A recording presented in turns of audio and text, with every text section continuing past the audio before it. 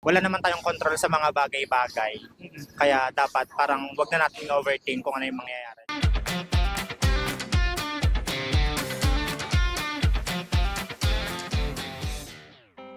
Hello po. Okay lang po maki-join? Okay lang po, sure. Sige. Ano po na yun? Kurt. Kurt, sir. Hello po. Don, ako si Dan. Hello po. Ikaw, Dan po. Dan. Tan? Alright. Gagawin lang natin to start the conversation. Bubunot lang tayo dito sa card. Bubunot pala kayo, hindi ako. Then, syempre sasagutin nyo siya.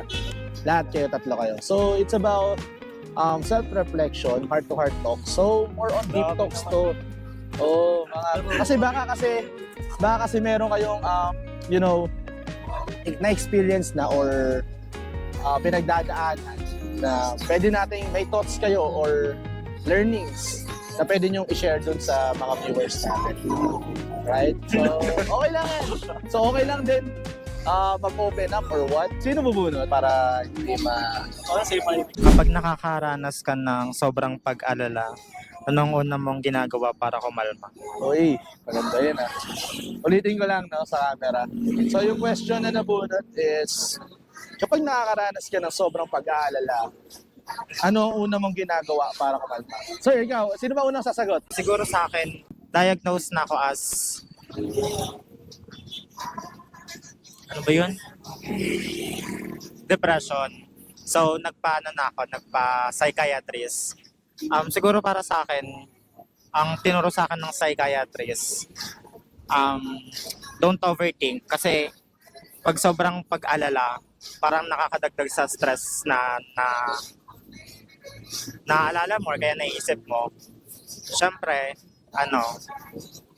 ayun, wala naman tayong control sa mga bagay-bagay. Kaya dapat parang wag na natin overthink kung ano yung mangyayari. Just go with the flow, face with the consequences or kung anong nasa harap mo. Ganon. Parang ganon. So based on experience talaga itong sagot ni Madam. Talagang, okay lang ba Madam yung tawag ko or kahit ano. Wala namang pronouns na prepared. Wala naman. Wala. So ayun, sobrang totoo naman. Diba? Kasi madalas talaga kapag sobrang dami, tapos talagang ino-overthink mo pa yung isang bagay. Minsan nga pag ino-overthink natin yung isang bagay, hindi na natin siya nagagawa ng solusyon di ba? Parang nag-stay na siya as ganun na lang di ba? Parang nagiging na siya, nagiging mas tumatagal yung duration niya na as problem instead na magawa agad natin ang solusyon. Sa akin naman, my experience, hindi lang sa pag-aalala sa iba, Okay. sa sarili. Okay, sure. Sa akin sa sarili Mhm.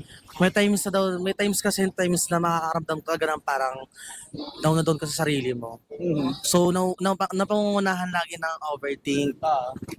Na pinipilit mong hindi isipin yung ganung bagay, pero iisipin mo siya. Okay. Pero, ang ginagawa ko sa akin, para kumalma ako, siya, lalabanan mo yon pati magdadasal ka talaga.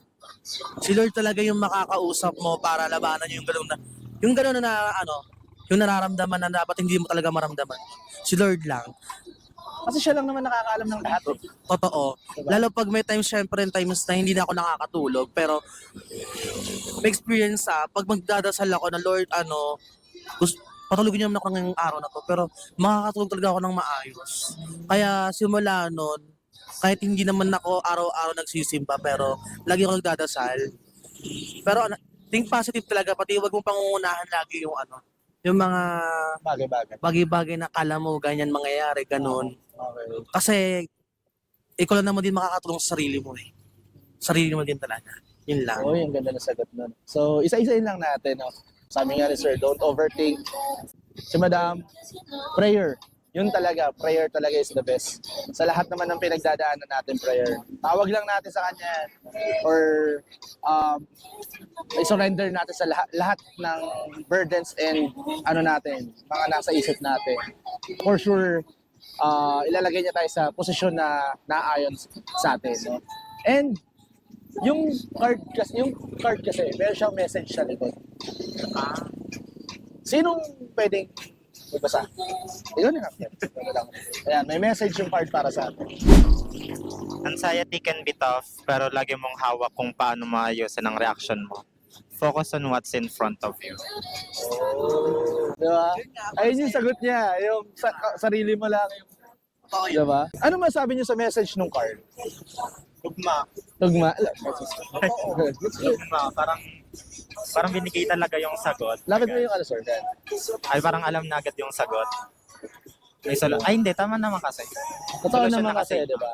Pero lahat naman ng sagot niya is valid. No, lahat naman na in-experience niya is valid.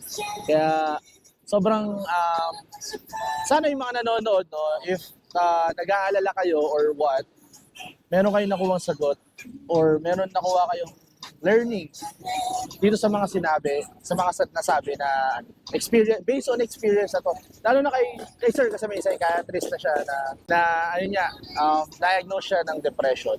Talagang proven na yon. Pero ang pinaka-proven talaga na sagot is yung prayer. Yes, sir. Ayun. Kaya sa mga nanonood dyan, kunin nyo lang kung ano yung dapat nyong kunin. And kung hindi nyo nagustuhan, okay lang. Iwan nyo lang. Maraming salamat, sir. Sir, maraming salamat. Salamat po. Thank you po.